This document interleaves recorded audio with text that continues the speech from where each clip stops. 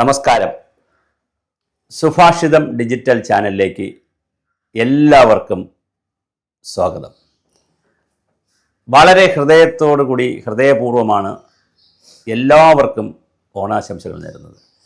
കാരണം ഞങ്ങൾ ചാനൽ തുടങ്ങിയിട്ട് വളരെ കുറച്ച് മാസങ്ങളെ ആവുന്നുള്ളൂ.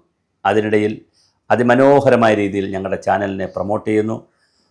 സംഭാവനകൾ ചെറുതെങ്കിലും ലഭിക്കുന്നു. മെമ്പർഷിപ്പ് എടുക്കുന്നു പലരും. അതിലുപരിയായി ചാനലിലൂടെ ഞങ്ങൾ വളരെ വലിയ കാര്യങ്ങൾ, സമൂഹത്തെ ബാധിക്കുന്ന നിരവധി കാര്യങ്ങൾ ഞങ്ങൾ മുന്നോട്ട് വെക്കുന്നു. ആശാ വർക്കേഴ്സ്, അങ്കണവാടികൾ, തൊഴിലുറപ്പ് തൊഴിലാളികൾ, കെട്ടിട നിർമ്മാണ തൊഴിലാളികൾ, പോലീസുകാർ, അധ്യാപകർ, പാചക തൊഴിലാളികൾ, പ്രീ പ്രൈമറി അധ്യാപകർ, ക്രഷ് തൊഴിലാളി ജീവനക്കാർ തുടങ്ങി സമസ്ത മലബാർ ദേവസ്വം ബോർഡ്, സമസ്ത മത്സ്യത്തൊഴിലാളികൾ, ജനവിഭാഗങ്ങളുടെയും ജീവിത പ്രാരാബ്ദങ്ങൾ ഈ ചാനൽ വഴി ഞങ്ങൾ ലോകത്തെ അറിയിക്കുന്നു. +2 അധ്യാപകർ, +2 പ്രിൻസിപ്പാൾമാർ, പലതിനും നടപടി ഉണ്ടാകുന്നു, പലതും മുന്നോട്ടാണ്. അതിൽ അങ്കണവാടി വർക്കേഴ്സ്, ഹെൽപ്പേഴ്സ്, പെൻഷനേഴ്സിൻ്റെ ക്ഷേമത്തിന് വേണ്ടി അത് 50-ാം വർഷം അവർ ആകുന്നത് കൊണ്ട് തന്നെ അതിനുവേണ്ടി അങ്കണവാടി ഫ്രീഡം ഫോറം എന്നൊരു സംവിധാനവും ഞാൻ ചെയർമാനായും അഡ്വൈസറായും ഉണ്ടാക്കിയിട്ടുണ്ട്. അതിന് കുറേ വാട്സപ്പ് ഗ്രൂപ്പൊക്കെ ഉണ്ട്. ഇത്രയും പറഞ്ഞുകൊണ്ട് ഞാൻ ഓണവിശേഷങ്ങളിലേക്ക് വരാം. ഓണം എല്ലാവർക്കും സമ്പൽ സമൃദ്ധിയും ആരോഗ്യവും ആയുസ്സുമെല്ലാം തരണം എന്ന് യാന്ത്രികമായി പറഞ്ഞതുകൊണ്ട് ആയില്ല. ഈ ഓണം നന്നായി ആഘോഷിക്കാൻ കഴിയാത്ത എത്രയോ ആളുകൾ, നിരാലംബരായവർ, രോഗം ബാധിച്ചവർ, അനാഥരായവർ, അച്ഛനും അമ്മയും നാട്ടിലാവുകയും മക്കൾ പുറത്ത് വിദേശ രാജ്യങ്ങളിൽ ജോലി ചെയ്യുന്നവർ, ഭാര്യ മരിച്ചുപോയ ഭർത്താക്കന്മാർ മരിച്ചുപോയ ഭാര്യമാർ, വലിയ കെട്ടിടങ്ങളിൽ ഏകാന്തമായി കഴിഞ്ഞ് ഉച്ചയ്ക്ക് സ്വിഗ്ഗിയിലും സൊമാറ്റോയിലും ഒക്കെ ഓർഡർ ചെയ്ത് സദ്യ വാങ്ങി കഴിക്കേണ്ടി വരുന്ന വലിയൊരു വിഭാഗത്തിൻ്റെ കേരളമാണിത്. എല്ലാ വിഭാഗത്തിനും സമ്പൽ സമൃദ്ധിയായി എല്ലാം കൊടുത്തു എന്ന് സർക്കാർ പറയുമ്പോഴും ഒരുപാട് ആളുകൾക്ക് ഒന്നും കൊടുത്തിട്ടില്ല എന്നുള്ളതാണ് സ്ഥിതി. അങ്കണവാടി പെൻഷൻകാരുടെ കാര്യമെടുക്കുക. അവർക്ക് ഓണത്തിന് അലവൻസുമില്ല. 2-3 വർഷമായി അലവൻസ് നിർത്തിയിട്ട്. അലവൻസുമില്ല, അവർക്ക് ശമ്പളവും പെൻഷനും കൊടുത്തിട്ടില്ല. അവരെ ഓണത്തിന് പെൻഷൻ പോലും കൊടുത്തില്ല. കെട്ടിട നിർമ്മാണ തൊഴിലാളികൾക്ക് 2 ഇത് കൊടുക്കുമെന്ന് പറഞ്ഞു, പെൻഷൻ കൊടുക്കുമെന്ന് പറഞ്ഞ് 15 എണ്ണമാണ് മുടങ്ങിക്കിടക്കുന്നത്, ഒരെണ്ണമാണ് കൊടുത്തത്. DA 9 എണ്ണമാണ് മുടങ്ങിക്കിടക്കുന്നത്, ഒരെണ്ണമാണ് കൊടുത്തത്. പിന്നെ ഒരുപാട് ആളുകൾക്ക് സർക്കാർ സംവിധാനത്തിൽ കൊടുത്തിട്ടില്ല. അതുപോലെ തന്നെ കൃത്യമായി ഒരുപാട്, ഞാൻ പറഞ്ഞ അസുഖങ്ങളുള്ളവർ, നാട്ടിൽ മക്കളില്ലാത്തവർ, ബന്ധുമിത്രാദികൾ നാട്ടിലില്ലാത്തവർ, മരണം പലരുടെയും വീടുകളിൽ ഈ അടുത്ത ദിവസങ്ങളിൽ ഒരു മരണം നടന്നിട്ടുണ്ടെങ്കിൽ തീർച്ചയായിട്ടും ഓണം ആഘോഷിക്കാൻ കഴിയില്ല. അപ്പോൾ ഒരു വശത്ത് ആഘോഷത്തിൻ്റെ രാവുകളെക്കുറിച്ചും ആഘോഷത്തിൻ്റെ സന്തോഷത്തിൻ്റെ നാളുകളെക്കുറിച്ചും പറയുമ്പോൾ മറുവശത്ത് ഇങ്ങനെയൊരു ദുഃഖവുമുണ്ട്. ഇനി ഒരു വളരെ കുറഞ്ഞ സമയം കൊണ്ടൊരു ചരിത്രം കൂടി നോക്കിയിട്ട് നമുക്ക് ഇങ്ങോട്ട് വരാം. ഓണം എന്ന് പറയുന്നത് ഒരു മിത്താണോ, യാഥാർത്ഥ്യമാണോ, സത്യസന്ധമാണോ എന്നൊരു ചർച്ചയ്ക്ക് ഒരു സ്കോപ്പുമില്ല. ഓണം എന്ന് പറയുന്നത് ഒരു സ്വപ്നമാണെന്ന് തന്നെ കരുതിക്കോളൂ. ഒരു കാലഘട്ടത്തിൽ ഒരു രാജാവ്, മഹാബലി തമ്പുരാൻ എന്ന് പറയുന്ന ഒരു രാജാവ് മാവേലിക്കരയിൽ ജീവിച്ചിരുന്നു എന്ന് പറഞ്ഞു. അതുകൊണ്ടാണ് മാവേലിക്കര പേര് വന്നതെന്ന് പറയുന്നു. കേരളത്തിൽ അങ്ങനെ ഒരു രാജാവ് ഉണ്ടായിരുന്നുവെന്നും മാവേലിക്കര എന്ന് പറയുന്ന കൊച്ചു സ്ഥലത്ത് വളരെ സത്യസന്ധനും നീതിമാനുമായി ജീവിച്ചിരുന്നുവെന്നും എല്ലാവർക്കും കള്ളവും ചതിയുമൊന്നുമില്ലാതെ ആളുകളെ കൊണ്ടുപോയിരുന്നു എന്ന് പറയുന്നൊരു കഥയുണ്ട്. ആ ഒരു സംഭവം കേട്ടു. അത് കഴിഞ്ഞാൽ ചരിത്രത്തിൽ വാമനനും മഹാബലിയുമായിട്ടുള്ള സംഭവമാണ്. വാമന രൂപമെടുത്തത് മഹാവിഷ്ണുവാണ്. ചവിട്ടിത്താഴ്ച എന്നൊക്കെ പറയുന്നത് ഒരു വികലമായ കഥയാണ്. അതേസമയം മിത്താണെങ്കിലും അതിൽ വികലത ചേർത്തതാണ് ഈ ചവിട്ടിത്താഴ്ത്തൽ.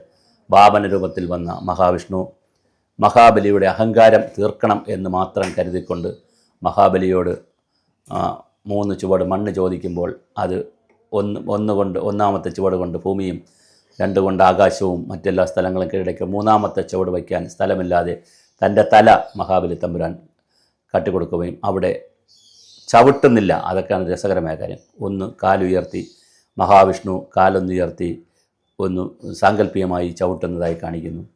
അങ്ങനെ മഹാബലി തമ്പുരാൻ സുതലത്തിലേക്ക് പോകുന്നു. സുതലമെന്ന് പറഞ്ഞാൽ സ്വർഗത്തിനും ഭൂമിക്കും ഇടയ്ക്കുള്ള 14 ലോകമുള്ളതിൽ ഒന്നാണ് സുതലം.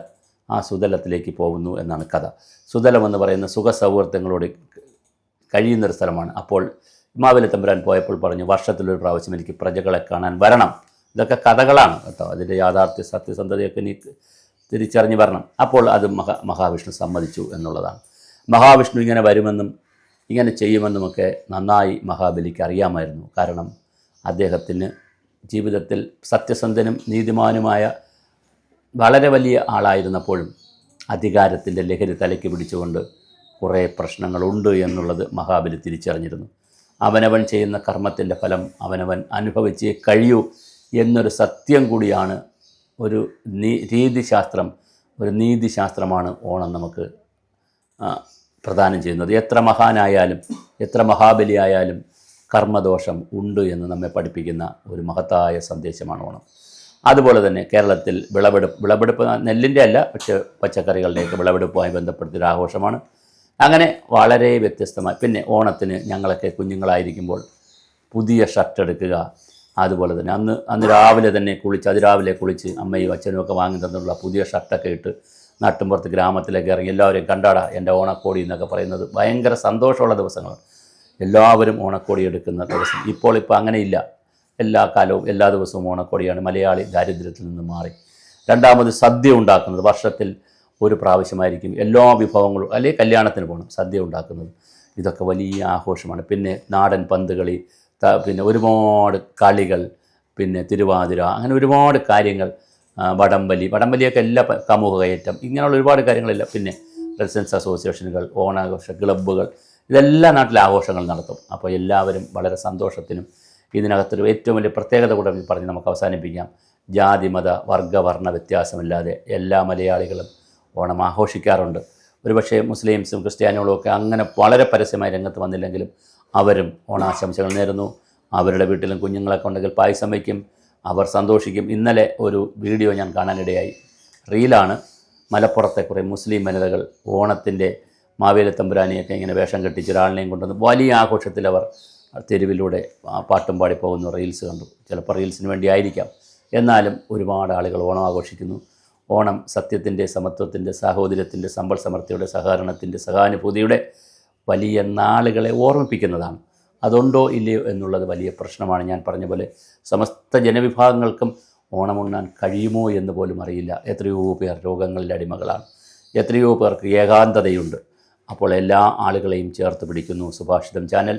നിങ്ങളോടൊപ്പം ഞങ്ങളുണ്ടാവും എല്ലാ കാലവും. ഏതശരണരായ, നിരാലംബരായ, നിരാശരായ, ശബ്ദമില്ലാത്ത ഏത് ജനങ്ങൾ ഉണ്ടെങ്കിലും നിങ്ങൾക്ക് ഞങ്ങൾ ആദ്യ പന്തി നിങ്ങൾക്കുള്ളതാണ് എന്ന് പറഞ്ഞുകൊണ്ട് എല്ലാവർക്കും ഹൃദയം നിറഞ്ഞ ഓണാശംസകൾ നേരുന്നു.